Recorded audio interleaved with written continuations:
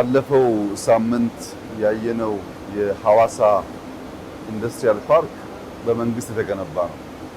ዋጃን እዚህ ያለው ኢንዱስትሪያል ፓርክ ግን በግል የተገነባ ነው። በሳይዝ ደረጃ ስትወስዳቸው ሐዋሳና ይሄ ይተካከላሉ። ዋጃን በግል የተገነባ ቢሆንም የጅማ ኢንዱስትሪያል ፓርክ 3 እጥፍ ወይም ኮምቦልቻ 3 እጥፍ ይበልጣል በሳይዙ። በጣም ትልቅ ነው። 30 ሼድ ነው ያለው። ይሄ ጅማ ኮምቦልቻ 8 ሼድ ነው ያላቸው እና ሰፋ ያለ በርከት ያሉ ሰዎች የሚይዝ ለከተማም በጣም ቅርብ ስለሆነ በብዙ መልኩ የፕራይቬት ሴክተሩ በኢንዱስትሪ ረገድ ያለውን የኢንቨስትመንት ሚና አብልቶ የሚያሳይ ነው። ያም ሆኖ ግን ከአጓ በኋላ ጨርቃጨርቅ ላይ ቤዝ ያደረገው ምርታችን አጓ ሲበለሻሽ ትንሽ ተነቃቅፎ ነበር።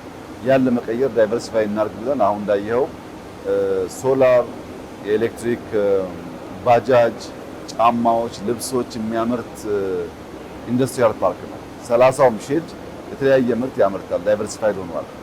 ያ አንዱ ገበያ ቢበላሽ በአንዱ ለመቀጠል እድል የሚሰጥ ስለሆነ በጣም ጠቃሚ አፕሮች ነው።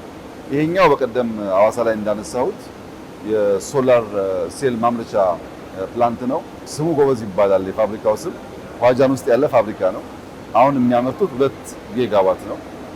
ሁለት ተጨማሪው ፌስ 2 ደግሞ 2 ጊጋዋት በቅርቡ ይጀምራል። በሚቀጥለው ዓመት እሱም ያልቃል።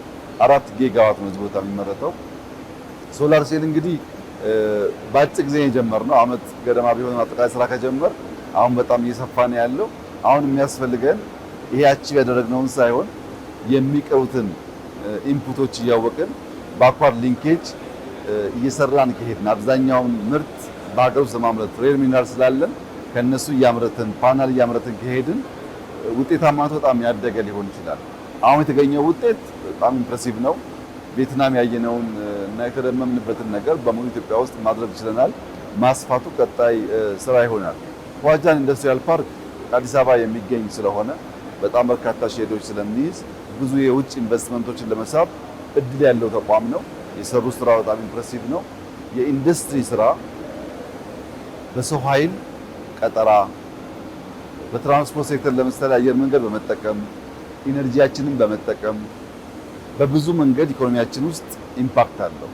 በሀገር የምንቀጥረው ብቻ ሳይሆን ከውጭ የምናመጣቸው ሙያተኞች ስላሉ የእውቀት ሽግግር ለማካሄድ የውጭ ምንዛሪ ለማግኘት ዘርፈ ብዙ ጠቀሜታ ስላለው ሁሉንም ጥቅሙን አሟጦ ለመጠቀም ያሳካናውን ካየን በኋላ የሚጎለንን ደግሞ እያወቅን መቀጠል ያስፈልጋል እና ኢትዮጵያ ታምርት የሚባለው እንቅስቃሴ ፕራክቲካሊ ውጤት እያመጣ ነው ያለው።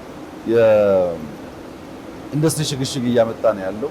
የሚቀሩን ነገሮች እያየን እየሞላን ከሄን በሚቀጥሉት 5 እና 10 ዓመታት ኢትዮጵያ በብዙ መልኩ ራሷን የመቻል እድል እንዳላት ያመላክታል።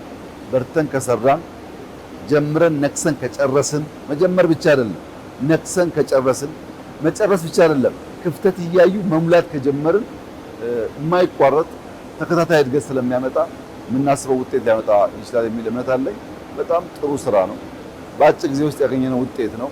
ይህን እያሰፋን እያሳደግን የኢትዮጵያን ብልጽግና ማረጋገጥ ከሁላችን የሚጠበቅ አብይ ተግባር ይሆናል ብዬ አምናለሁ።